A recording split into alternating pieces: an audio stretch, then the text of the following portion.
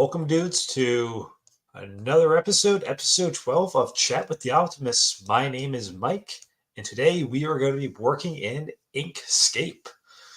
So happy to be on, as always. So we're going to be starting our Adobe Illustrator, excuse me, Adobe Illustrator alternatives. My throat's really dry. Adobe Illustrator alternatives. So we're done with the InDesign stuff. That was very unproductive, but I'm sure these will be much better, which we won't have too many of them. We might have like 4 episodes of these because they're not terribly important. So let me actually show you why, what I mean when I say Illustrator alternative. Open a new tab.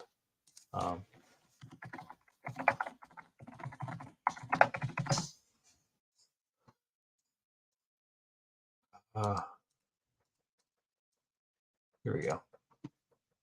So like Adobe Illustrator is one of their softwares that you create logos, icons, drawings, typography, and complex illustrations. So here's kinds of stuff you would be able to do in Illustrator, like make some logos, make some awful flat art, really make anything. It's all vector based. And what vector means is that instead of using pixels, it uses lines.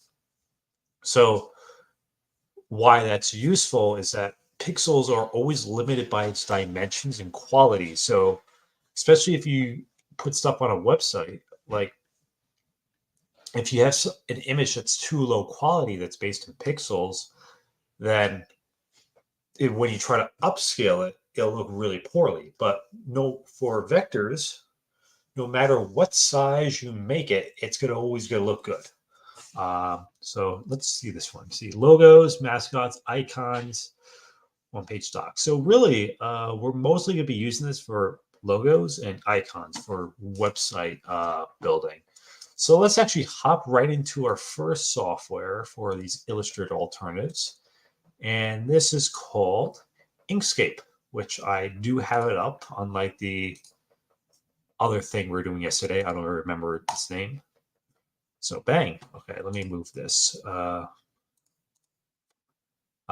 this is Inkscape. Now let's see. Canvas default, keyboard, appearance colorful. Yeah, we'll do that. And we'll save. No, thank you. And let's see. This is Inkscape. So this is something you can download on your computer. I think they do have actually a web-based version, but I just downloaded their normal version. Maybe they don't. Maybe I'm thinking something else. But yeah, it's for desktops and laptops. And yeah, I haven't gotten here, so we'll check it out. So let's see. So they have templates for us. So like printing, videos. Yeah, shape buildings. Let's just do an icon. Let that load up. Okay, the screen's getting bigger now. I'll make sure it's actually sharing properly.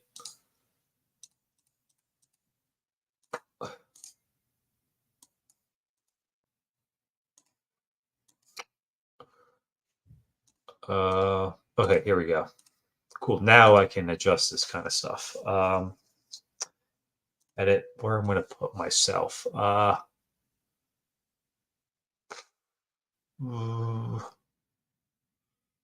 of awkward.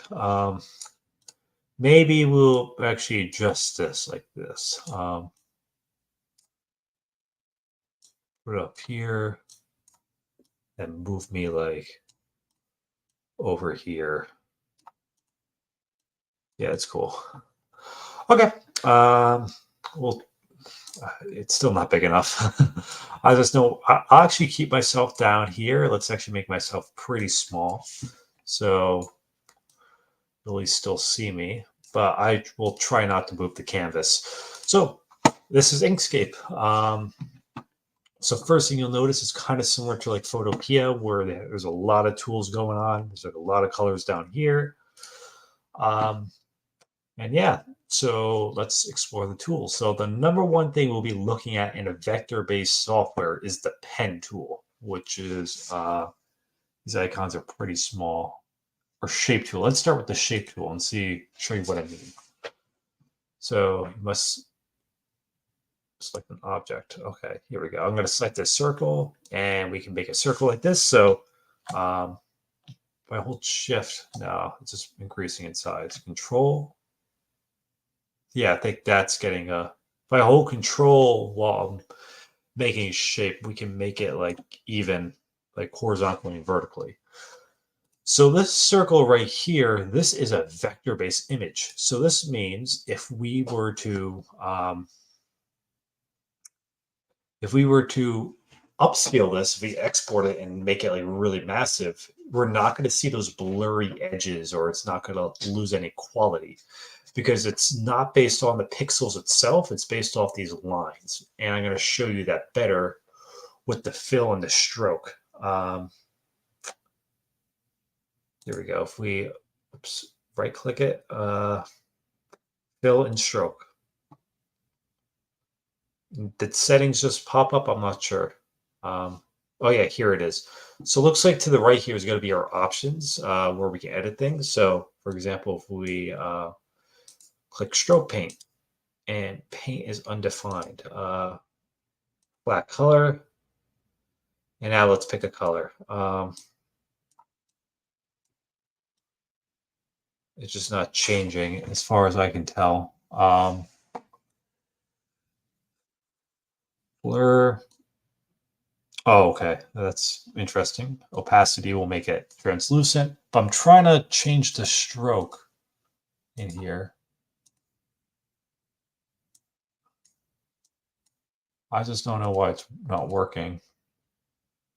I'm used to Illustrator, and I've never been experienced with like these vector-based programs, but all transparency, I've only ever used Illustrator, so it's going to be a little work in progress moving around in here. Okay, maybe we have to make it bigger. Yeah, here we go. So I'm just increasing in size, and I'll change the color here. So we make it red. This is the line that's surrounding it. That's actually like what's making the shape, and then the black is the fill. So if we go to the fill and click X, we'll see now we just have a circle with nothing filled in here.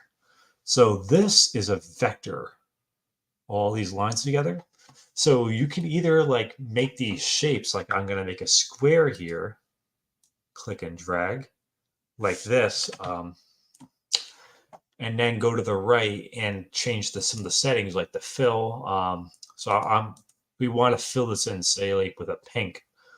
Make sure we're in the fill tab, and then we're click this turquoise square here for a flat color, because these ones are different variations. And now we can adjust the colors. So if we go to this color wheel here, it's not changing. And the reason why is because we have it set all the way to dark black in our lightness. So we're going to have to tone that down if we want, say, a pink here. We're going to have to tone this down a bit. But it's actually still just gray. And that's because our saturation is down. So we're going to have to put it up, and there's our pink. So make sure you change these, the saturation and the lightness. I'm going to put it up all the way, like this very light pink. This, and we can either change the opacity too, even more. There we go. And now if we want to change the stroke, make sure you select stroke paint, and we're going to make this like dark red. And there we go. Cool. And we can click and drag this. Is there layers on here? I want to know. I don't know. See a place to move layers around. So this is how you just build basic shapes. And now shapes are pretty much just pre-constructed vectors. To make your own, we have the pen tool. Here we go. This little old-timey pen with the circle. So we click on the screen, we get a point, and now wherever we drag, we have this line following us. And this is showing us where we can put our next point. So say if we want to make a rectangle of our own, I'm going to hold Control to get a parallel line, and I'm going to click, and we got our next point. And it'll automatically give us an opportunity to make another point. So I'm going to do another one, then another one. Can we line this up? I don't know. It's giving us guys. And then finally, we're going to end it here by clicking the original dot. And there we go. We just made a shape with our own pen tool. Now with the pen tool, or is it with this? No. There's a way we can actually change the size of it. Oops, do not want preferences. I don't like how many toolbars there are, but we'll work with this.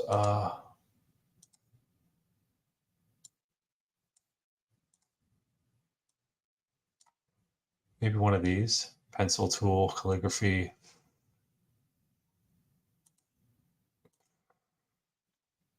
Not entirely sure.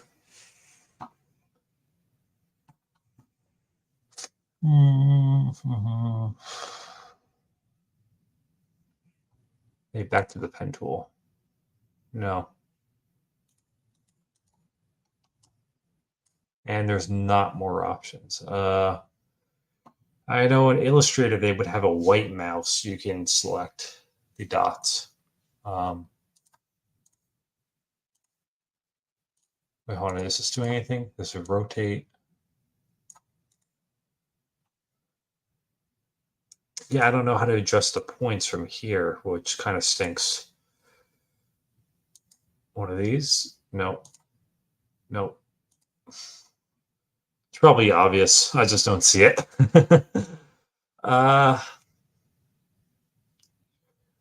Paint bucket. There you go. I was kind of at a loss here. Oh, here we go. Is this by nodes? There we go. So it was this little thing. I don't even know what that is. So right below the mouse, we can now move the points around if we click on the points at the corners, and we can adjust the shapes how we want. So that's pretty cool. Now I think we can add our own more points. No, it doesn't look like it. Yeah, so this is a way to make more shapes. Now with the pen tool, you can make all sorts of things. Like we can make a pentagon. But we can do all sorts of cool stuff. That's how it's kind of the foundation of these softwares. Now with the pen tool, we can make more organic things. So like, for example, how would we make a circle?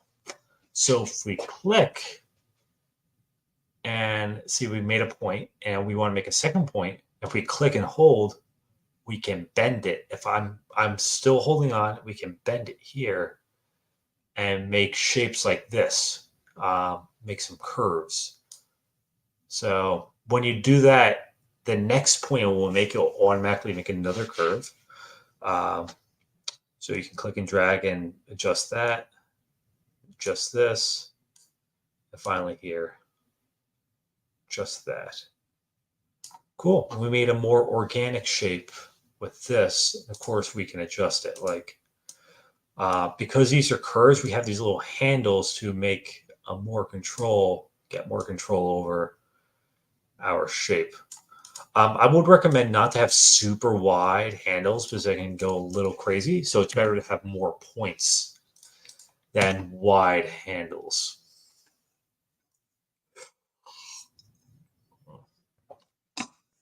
And you can mix them up. For example, I'm going to like make this rectangle, but then I'm going to have like this half circle. So let's actually get thirds in here. So bang, bang. And now just this down slope. And now I'm just going to click without holding. and it'll go back to straight. Now we can go to our node tool and move it back to make more sense, just some of the curves. So it can take a little tinkering, and yes, it's can be tedious at times, but you can get some pretty cool results. Whoops. I just controlled Z to undo. So, okay. So we got something there. So yeah, this is how you make like simple shapes and get stuff that's much more clean compared to Photoshop if you want some like clean shapes and so on. So in terms of use cases, you can use these pen tools and shape tools for logos and icons. So for example, if you've already generated with a logo idea and you already have something set in stone, you should bring into Illustrator. Is Illustrator, like I was indicating before, when you make your logo in here and have it be a vector, you're never going to lose quality of a logo. I'm actually going to show you an example of this. I'll find one. Um,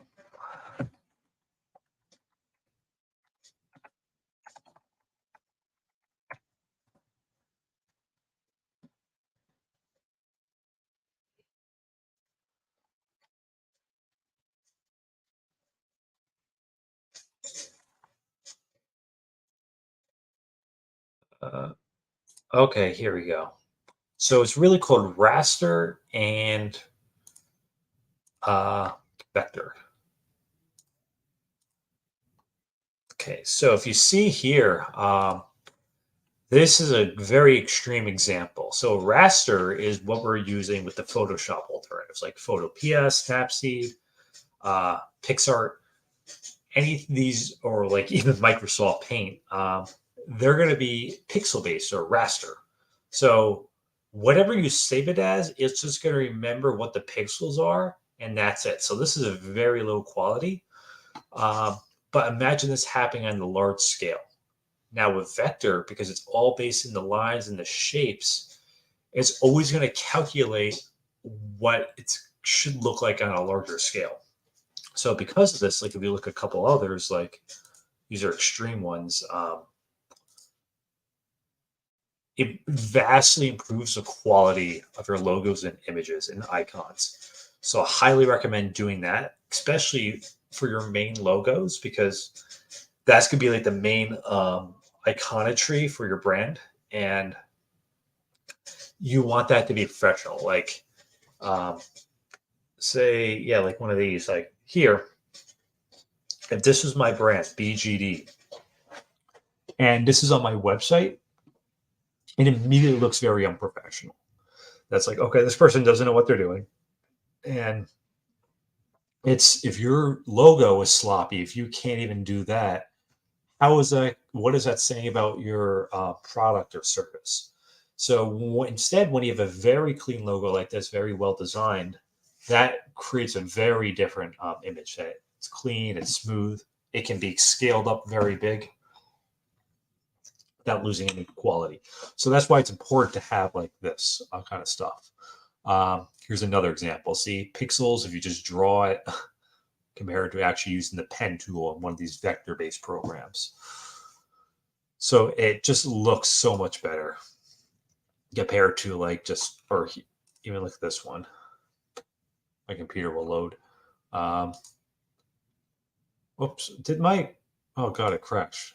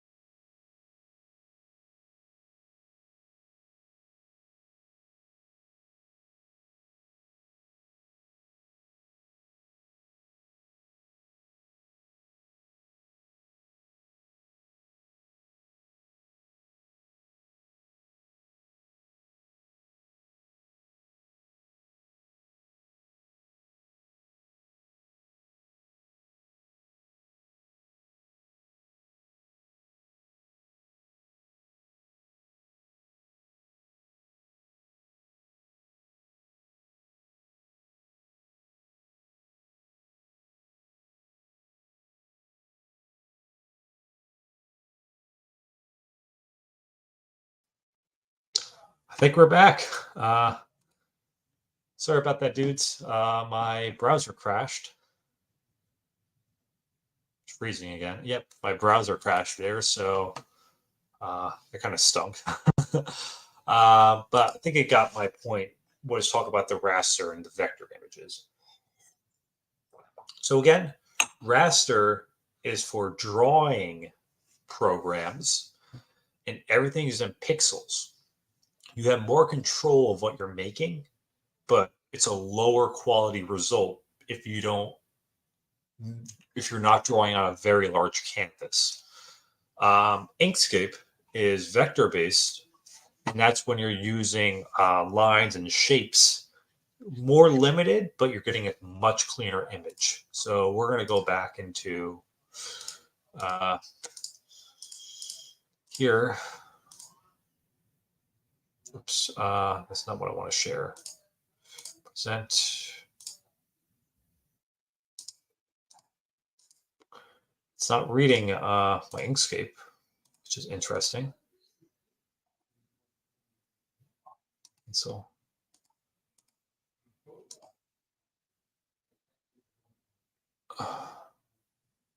wait a second.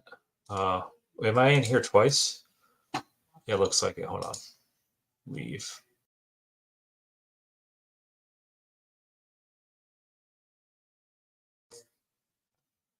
Okay, we're back. Technical difficulties. Yeah, it's not reading Inkscape, so I can't pull it up. Oh, here we go. Perfect.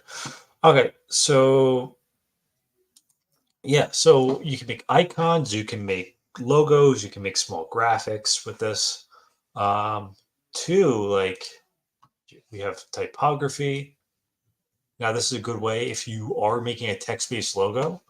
Let's see what they have in here. That this text is going to be like, so my brand is, my name is MH. Actually, it's NPH, my middle name, miles per hour. So now, if this is our logo, let's change it like to no stroke. So I'm going to click that little X to get rid of the stroke, and then the fill, we're going to make it like my lime green or like a dark green for this instance. Okay, let's see what kind of stuff they have. I'm going to center it and see the fonts. What's this? Font not found on system, sans serif. Okay, so good. A lot of fonts. A lot of interesting ones.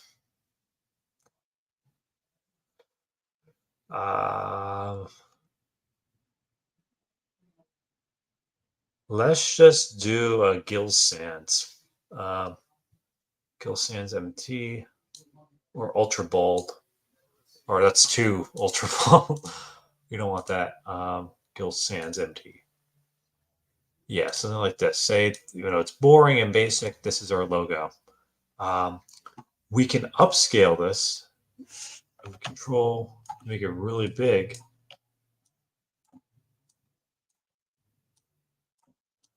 And no matter when we export it, no matter where we put it, it's going to maintain this crisp quality. So for logos and anything that's going to be like scaled up, you're going to want to do it in one of these programs. You can like mess around with Photopea, but you're going to want to actually have the end result in here. So I would say before you start going into these kinds of softwares, like have an idea in mind, because you don't want to be designing the fly in here because it's a little hard to control some things. So let me, there's a couple things we can do here, like control wise, like I think we can change the direction of this lines.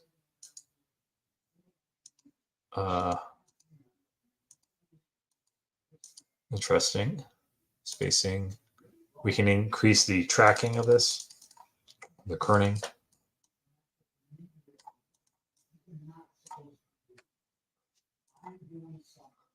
Let's see. Not making a big difference. Do that 10.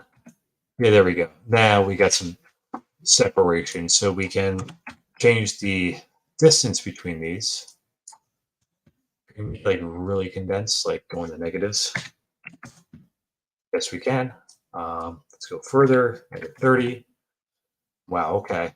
Um, so we can do something cool like this, where we can just like, oops, slowly increase the size. Let's make it -40,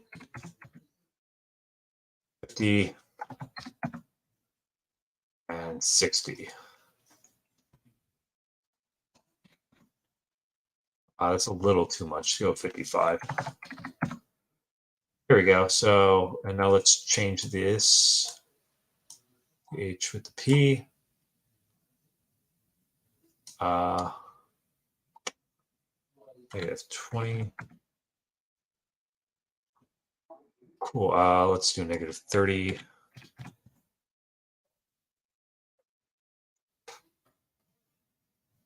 -40. You'll see what I'm doing here.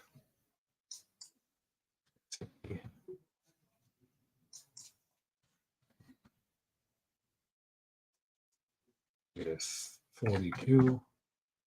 Cool. There we go. So with that little treading tool, we can create some cool design here. Like I just combine the shapes together. So we can even like behind it, here's a little cool tip. I'm going to take this little rectangle and I'm going to line it up here. There we go. I filled in that little space there. What else can we do? Yeah, like, or even if we really want to make this like flat, go here and let's shift this down a little bit.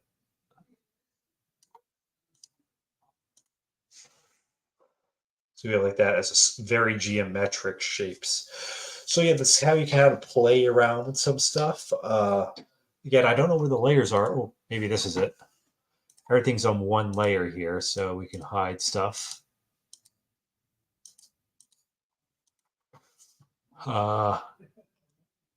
Text tool. Yeah, I might have to play around with some of these tools to see what they do. But yeah, this is kind of the core of it.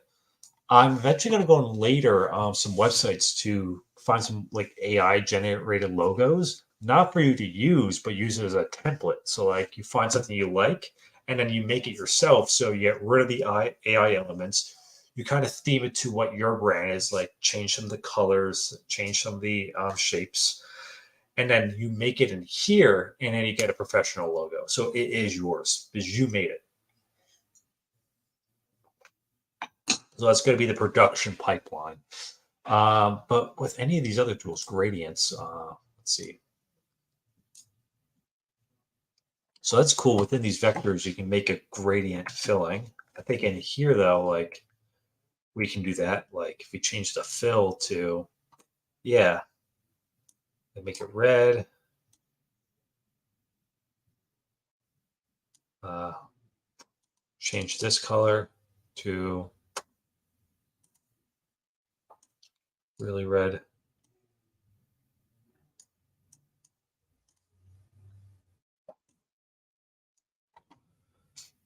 Yeah, you can get some cool effects there.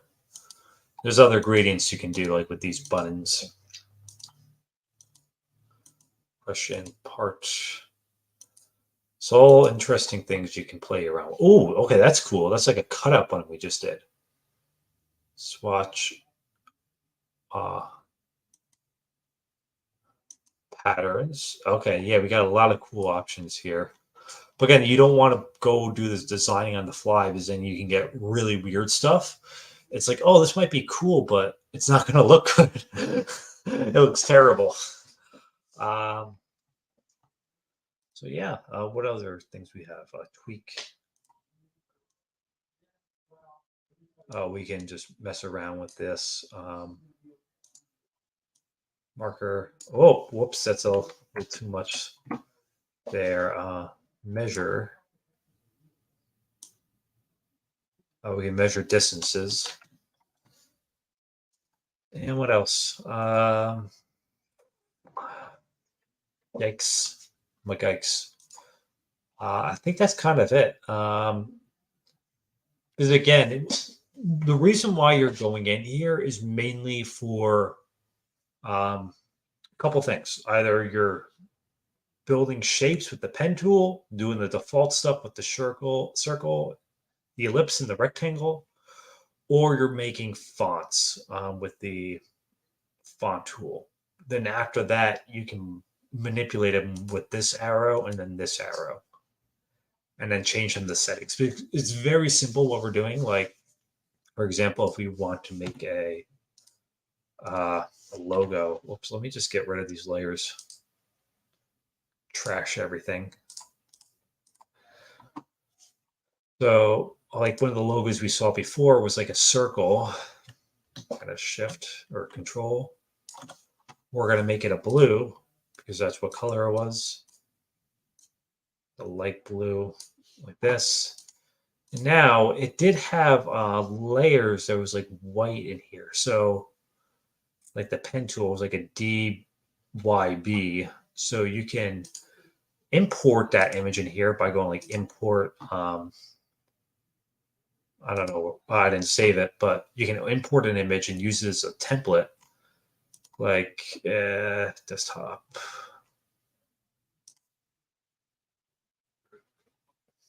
I don't really have much, but you can import something in here. And then with the pen tool, we're going to start like fill with the white, or we'll change it afterwards.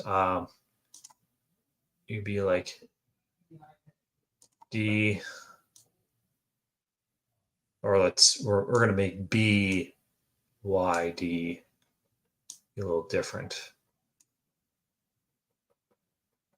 And then make this straight up. Now we're going to change that color to like pure white. DYB. And then you can pretty much use the pen tool to make like outlines. Like DY.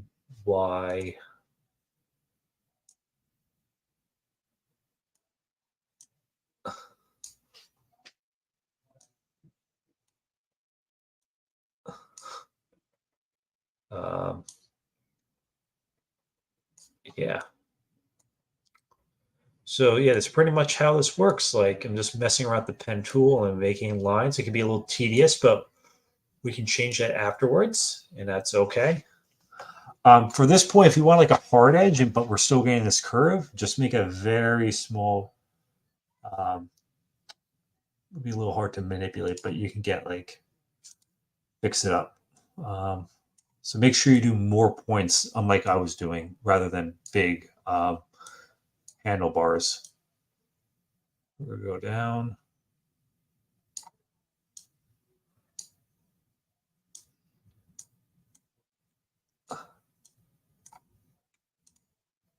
Make that, and if we want to fix this up, remember we have this tool here to move some of the points around, and the handlebars to change it. So it can be some trial and error, but this is why it's good to have a solid base of like what you want before you go in and start designing like me. But this is how you can kind of create what you got. So you won't be spending much time in here, just some tedious things, but trying to make it as good as possible, not like this monstrosity because I'm designing on the fly. So do as I say, not what I do. But yeah, and then we can just save this, for example, export. I guess down here, we can do it like, make sure you have the background color as nothing. And then export. Or actually, it's going to create some shapes up there. That's not very good. Did it do it? Let's see.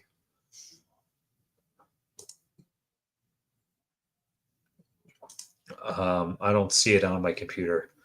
But yeah, I'm not very good with this software. Like vector-based. This is more for like graphic designers. So this isn't something that I used a whole lot. I did make a couple art pieces, but it's been actually a couple years. So all transparency, I'm going to have to get better at this, but it's really will probably be one of the lesser important softwares you'll use. Maybe a little bit of a learning curve, but once you make your logos and icons, you're not going to be in it. It's really for mainly assets. Again, I want to make sure you guys understand it and know it's out there and how to go about it using these tools. Because you don't want to be one of those people who have those really like low quality logos. It just looks really bad and unprofessional, or just straight up ripping off an AI logo, like literally going into an AI generator and just copy and saving and using that as a logo. Of like, yeah, you can use it as a template, like, but don't use the actual image.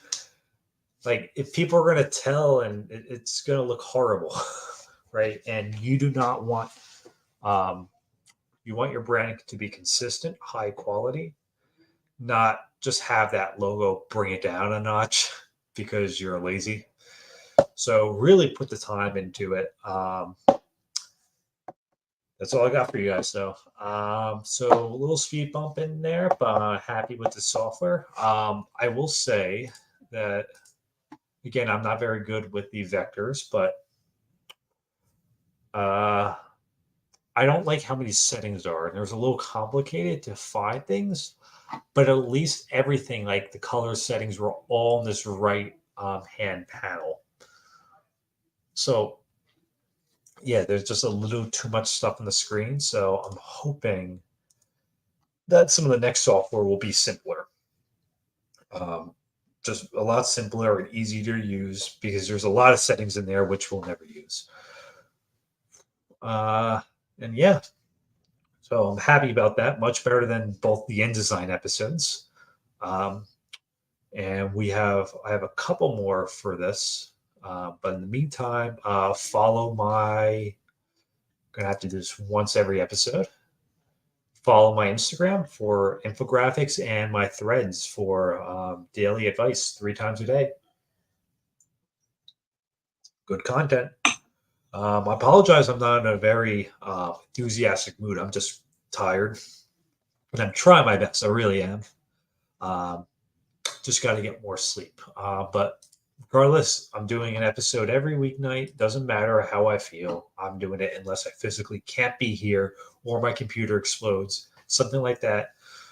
Because I need the experience. And same thing with this software where I need to get better with this, especially the vector stuff, because what I just made, pretty crap. It's not acceptable, especially for you guys. I'm not happy with the value with that. So that's why I'm going to have to get better. And I will get better. So, yeah, I think that's about it. So thank you dudes for watching. I hope I'm in a much better. I'm not going to hope, because when you hope, the answer is nope. I'm going to strive to be in a better mood tomorrow night and be more chippier. And I don't know what we'll be doing, but I'm sure I'm going to try to present it as best I can. Or not try. I'm striving to present it the best I can. So without further ado, thank you dudes for watching, and have a good night.